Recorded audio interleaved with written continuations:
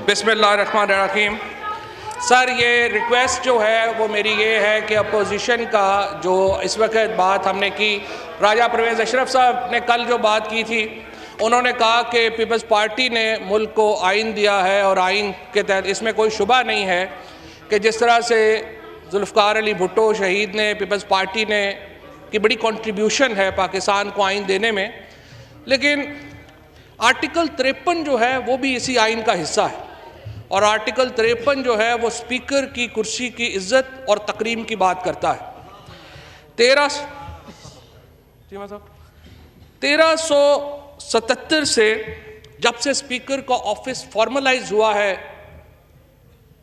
जनाब चेयरमैन, और ये ऑफिस वजूद में आया है, उसके बाद से एक ट्रेडिशन ये भी है कि स्पीकर के ऑफिस की, उसकी चेयर की उतनी ही तकरीम की जाती है जितनी खुद ऐवान की जाती है। और उसकी वजह है, अगर हम ऐवान के अंदर कोई डिसिप्लिन नहीं रखे, हर वक्त एक दूसरे के ऊपर हम चीखें चलाएंगे, तो जाहिर है कि जो पार्लियामेंट का मकसद है वही ख़त्म हो जाता है। इसीलिए जो स्पीकर का ऑफिस है उसको हम एक इज़्ज़त और एहतराम देते हैं, और यही जो 1973 का आइन है उसका आर्टिकल 53 जो है वो हमें बताता है।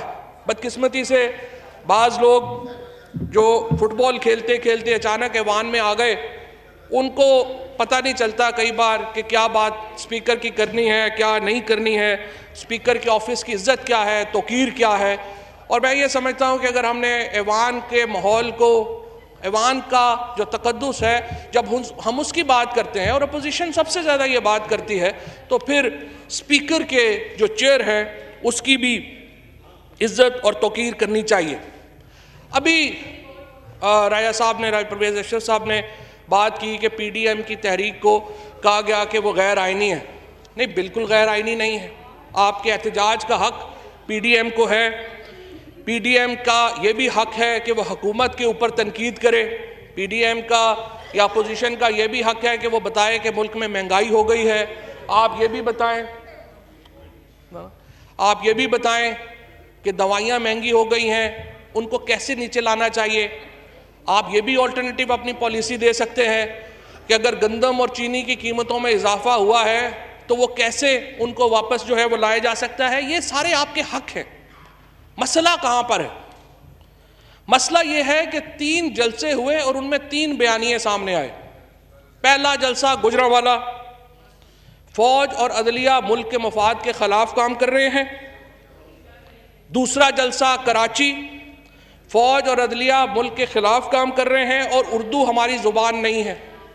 तीसरा जलसा कोयटा, फौज और अदलिया पाकिस्तान के मुफाद के खिलाफ काम कर रहे हैं और हमें आज़ाद बलूचिस्तान चाहिए।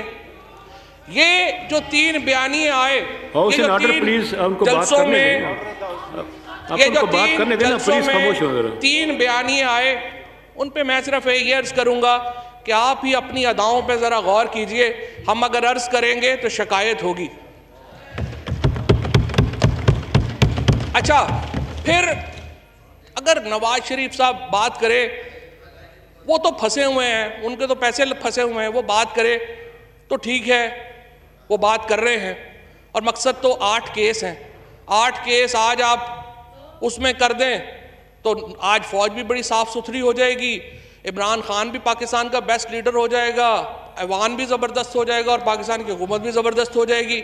आप 8 केसेस में नहीं करें तो आप सारी ख़राब है। अब मसला क्या है? हमारा गिला नवाज शरीफ साहब से तो है ही नहीं, वो तो फंसे हुए हैं, उनकी तरफ से यही बातें जो है होंगी भी तो कोई प्रॉब्लम नहीं होगा। लेकिन जैसे मार्टिन लूथर किंग ने कहा था, in the end we will remember not the words of our enemies but the silence of our friends. जनाब स्पीकर, हमें इस नैरेटिव के ऊपर, जब ख्वाजा सफदर का बेटा ख्वाजा आसिफ खामोश रहता है, जब रियाज पीरजादा खामोश रहता है, जब यहाँ के बैठे हुए वो लोग जिनका तहरीके पाकिस्तान में हिस्सा है वो खामोश रहते हैं, ये खामोशी ज़्यादा अफसोस और दुख की बात होती है जब ये बातें होती हैं और ये लोग मुंह दूसरी तरफ कर देते हैं। आप इख्तलाफ कीजिए, आप फौज के ऊपर आप पाकिस्तान की हुकूमत पर तनकीद कीजिए, आप पीटीआई के ऊपर तनकीद कीजिए, आप रियासत के ऊपर तनकीद ना कीजिए। अयाज सादिक साहब ने कल यहां पर बात की, कह रहे थे, पहली बात तो यह है, मुझे तो समझ नहीं आती, अगर आप एक रियासत की एक एक्टिविटी में आपको इज्जत दी गई, आपको शामिल किया गया, आप असेंबली के फ्लोर के ऊपर आप बातें कर रहे हैं और फिर झूठ इतने एतमाद से बोल रहे हैं कि झूठा शख्स भी क्या बात करेगा। जिस एतमाद से उन्होंने आके ये बातें की यहां पर कि स्पीकर जनाब शाह महमूद कुरैशी साहब की टांगें कांप रही थी, कह रहे थे हिंदुस्तान हमला कर रहा है, हमने हिंदुस्तान को घुस के मारा है जनाब स्पीकर वहां पे। और पुलवामा में जो कामयाबी है, पुलवामा में जो हमारी कामयाबी है, वो इमरान खान की क़यादत में इस कौम की कामयाबी है। उसके हिस्सेदार आप भी सब हैं, उसके हिस्सेदार हम भी सब हैं। और जिस तरीके से आप आके ये बातें करें और आप कहे ये वो फख्र है ऑर्डर प्लीज, जो कि हमारी order in the house please, Pulwama के वाक़े के बाद जिस तरीके से हमने घुस के मारा हिंदुस्तान को, जिस तरीके से हमने घुस के मारा, पाकिस्तान की शाहीनों ने, पाकिस्तान के सिपाह ने, पाकिस्तान के उन अजीम बेटों ने जिस तरह घुस के हिंदुस्तान के अंदर उसकी पिटाई की, वो तो हिंदुस्तान का अपना मीडिया उसके ऊपर शर्मिंदा है, हिंदुस्तान के अपने जो सियासी क़यादत है वो उसके ऊपर शर्मिंदा है। और आप कह रहे हैं कि हमारे टांगें कांप रही थी। कुछ ख्वाजा साहब से एक लाइन मुस्तार लेते हुए कि कुछ शर्म होती है, हया होती है। आप तुम्हें क्या पता वो क्या होती है। इसी तरीके से जनाब स्पीकर अब्दुल समद अचकजई साहब के साहिबजादे जो कांग्रेस के बलूचिस्तान के सदर थे, उन्होंने कराची में तकरीर फरमाई और कहा, और ये जलसा होस्ट कौन था, शहीद जुल्फ़िकार अली भुट्टो की पार्टी और मुस्लिम लीग, और कहते हैं उर्दू को हम अपनी जुबान नहीं मानते। Shame, shame. कहते हैं अब चूंकि वो जुर्रत नहीं कर सकते कि वो कहें कि हम पाकिस्तान को नहीं मानते, वो कह रहे हैं हम उर्दू को नहीं मानते। उर्दू है वो, उर्दू है जिसका नाम हम ही जानते हैं दाग, हिंदुस्तान में धूम हमारी जुबान की है। इसी तरीके से सलीका नहीं है बात करने का, अकल नहीं है बात करने की। और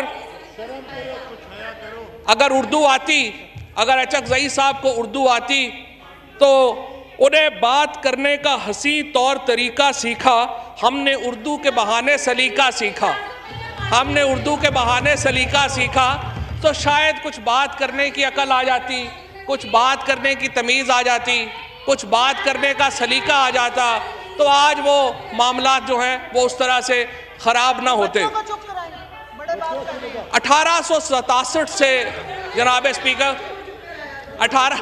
1867 वो साल है जब उर्दू हिंदी तनाज़ा शुरू हुआ। और वो लोग जो कि यहाँ हिंदुस्तान की तारीख़ को जानते हैं, ये तो बेचारे स्कूल से यहाँ पे आ गए हैं, इनको नहीं पता होगा, मैं बताता हूँ। 1867 में जब हिंदुस्तान के अंदर उर्दू हिंदी तनाज़ा शुरू हुआ था, उसके बाद उर्दू जो है और हिंदी उर्दू हिंदी तनाज़ा जो है वो दो कौमी नज़रिए की बुनियादों में शामिल है। और जब वो वहाँ पे कोई खड़ा होकर कहे कि मैं उर्दू को ज़ुबान नहीं मानता, वो कहे कि बाढ़ को उखाड़ दो और बाढ़ जो है वो हमारे मुफाद में नहीं है, तो वो फिर गिला हमारा उनसे नहीं है, गिला दोबारा हमारा उन दोस्तों से है जिनकी साइलेंस इस वक्त डेफनिंग है, जिनकी खामोशी इस वक्त वो बता रही है कि मामला किस कदर गंभीर है। इसी तरह से जनाब स्पीकर मैं और अर्ज करूंगा, इसको कंक्लूड फरमा लीजिए। जी कंक्लूड करता हूं जनाब स्पीकर। एक जो मामला है जिसमें जो PMLN एक खतरनाक, मैं ये बात, मैं कोई तनाज़े की बात नहीं करना चाहता सिर्फ, और यहाँ पे जो ज़्यादातर लोग बैठे हैं उनसे साथ फ्रैंकली कोई तनाज़ा है भी नहीं, क्योंकि हम जानते हैं ये उतनी मुहब्बत वतन है जितने बाकी कोई पाकिस्तानी है, जितने हम मुहब्बत वतन है। लेकिन बात करने का सलीका होना चाहिए। बार बार इनके स्टेज से बात आती है कि हम फ़ौज के जर्नैलों के साथ हैं, फौज के जर्नलों के खिलाफ हैं, फौज के जवानों के साथ हैं।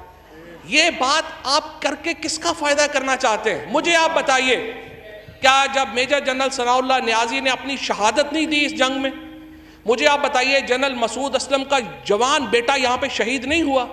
कौन सा इस वक्त लेफ्टिनेंट जनरल है पाकिस्तान की फौज का, कौन सा इस वक्त मेजर जनरल है पाकिस्तान की फौज का, ब्रिगेडियर है, कर्नल है, कैप्टन है, जिसने अपना सीना अपने जवान के साथ पेश नहीं किया इस जंग में? ये तकसीम की बात आप ना करें। आप ये तकसीम की बात करके जब फिर आपके ऊपर जब गिला आता है, क्योंकि यही बात अजीत डोवल कर रहा है, यही बात हिंदुस्तान का वो जो इंटेलिजेंशिया, जो सिक्योरिटी एस्टैब्लिशमेंट का इंटेलिजेंशिया है, वो ये बात कर रहा है। मुझे यकीन है, मुझे यकीन है, आप सब मोहब्बतन लोग हैं, मुझे यकीन है आप लोग, लेकिन कई दफ़ा नादानी में भी गलतियां हो जाती हैं। आप लोग अपनी सलीका बयान करें, अपनी गुफ्तगू का सलीका बयान करें। और दूसरी बात, आप इतने बड़े पहलवान नहीं हैं। आप जनवरी में क्या, जनवरी 2028 तक भी इमरान खान को कहीं नहीं भेज सकते।